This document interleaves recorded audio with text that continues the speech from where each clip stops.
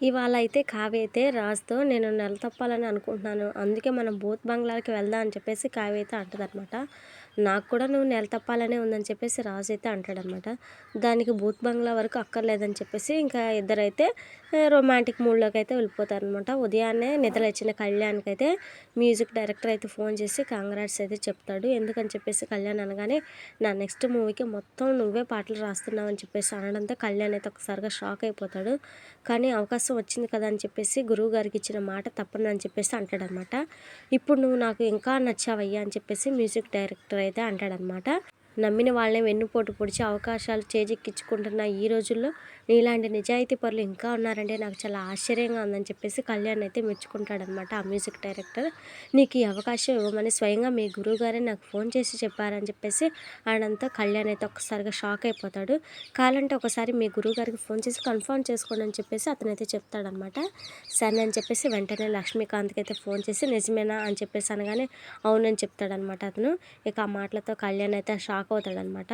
నా agreement time ఇంకా పూర్తి కాలేదు, అప్పుడే నాకు అవకాశం ఎందుకు ఇచ్చారని చెప్పేసి కళ్యాణ్ అయితే అడుగుతాడనమాట. నీ టాలెంట్ నచ్చి నిన్ను ప్రోత్సహించాలని ఇలా చేశాను అని చెప్పేసి చెప్తూ ఉంటాడనమాట లక్ష్మీకాంత్. ఎంత త్వరగా ఎందుకు చేస్తున్నారో నాకు అర్థం కావట్లేదు అని చెప్పేసి అనగానే పక్కనే ఉన్న అప్పుని చూస్తాడనమాట లక్ష్మీకాంత్. నీ అగ్రిమెంట్ని కూడా చించేస్తున్నానయ్యా, నీ నెంబర్ కూడా డిలీట్ చేస్తున్నా అని చెప్పేసి అంటాడనమాట. ఇక అప్పు అయితే ఇంకోసారి అమాయకులను వాడుకోవాలని చూస్తే ఊరుకునేది లేదని చెప్పేసి బాగా వార్నింగ్ అయితే ఇస్తుందన్నమాట. ఇక తర్వాత సీన్‌లో కళ్యాణ్ అయితే డల్‌గా మెట్లు దిగుతూ ఉంటాడనమాట. అప్పుడే ప్రకాష్ ఏం జరిగింది ఏంటి అని చెప్పేసి అడుగుతూ ఉంటాడు. ఇక ఏమైతే చెప్పడనమాట. ఇక వెంటనే రాసి గట్టిగా పీకమంటావా నిజం చెప్తావా అని చెప్పేసి బెదిరించడంతో నాకు ఒక సినిమాలో అన్ని పాటలు రాసే అవకాశం వచ్చిందని చెప్పడంతో అందరూ ఇక చాలా హ్యాపీగా ఫీల్ అయిపోయి కళ్యాణ్‌కైతే కంగ్రాట్స్ అయితే చెప్తారనమాట. నీ కొడుకు వాడిని వాడు సొంతంగా నిరూపించుకున్నాడని చెప్పేసి ధనలక్ష్మితో అంటూ ఉంటుందన్నమాట ఇందిరాదేవి. కావ్య వచ్చి స్వీట్స్ తీసుకొచ్చి తినిపిస్తుంది. స్వీట్స్ ఒక్కటేనా అని చెప్పేసి స్వప్న అనగానే నా తమ్ముడి కోసం రాత్రికి పెద్ద పార్టీ ఇస్తానని చెప్పేసి రాజు అయితే అంటాడనమాట. ఇక రాత్రికి కేక్ తీసుకొచ్చి కట్ చేయమని చెప్పేసి కళ్యాణ్ని అందరూ అడగగా ఇక అప్పును కూడా రా అని చెప్పేసి కళ్యాణ్ అయితే అంటాడనమాట. పానకంలో పుడకాల ఏమెందుకు అని చెప్పేసి ఇక ధాన్యలక్ష్మి అయితే అప్పునైతే తిడుతుందనమాట. కళ్యాణ్ ఒక్కడే కాదు నువ్వు కూడా కలిసి కేక్ కట్ చేయాల్సిందే అని చెప్పేసి అందరూ అనడంతో ఇంకా ఇద్దరైతే కేక్ కట్ చేసి ఒకరికొకరు అయితే తినిపించుకుంటారనమాట.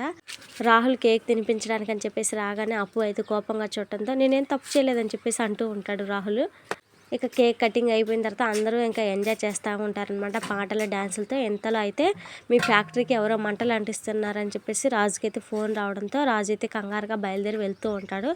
ఇక రాజు కంగారు చేసి కావే ఏం జరిగిందో తెలుసుకుందని చెప్పేసి అనుకుని రాజు కోసం వెళ్ళగానే అప్పటికే రాజు అయితే వెళ్ళిపోతాడనమాట. ఇది ఫ్రెండ్స్, మరి ఇవాళ వీడియో నచ్చితే తప్పకుండా లైక్ చేయండి. మరిన్ని వీడియోస్ కోసం మన ఛానల్ని సబ్స్క్రైబ్ చేసుకోండి.